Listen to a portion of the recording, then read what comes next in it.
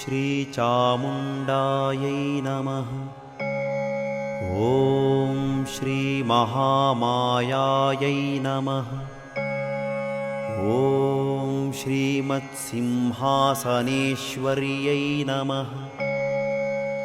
ॐ श्रीविद्यावेद्यमहिमायै नमः। ॐ श्रीचक्रपुरवासिन्यै नमः। ॐ श्रीकण्ठदयितायै नमः। ॐ गौर्यै नमः।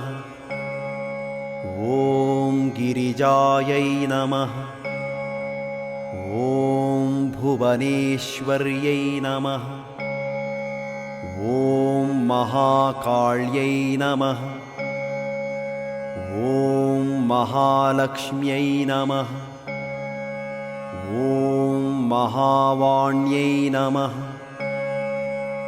ॐ मनोन्मन्यै नमः। ॐ सहस्रशीर्षा संयुक्तायै नमः।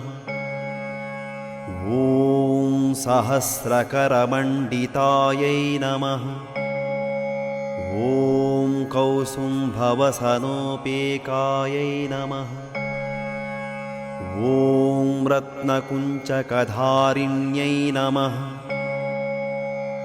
ॐ गणेशस्कन्धजनन्यै नमः। ॐ जपाकुसुमभासुरायै नमः। ॐ उमायै नमः।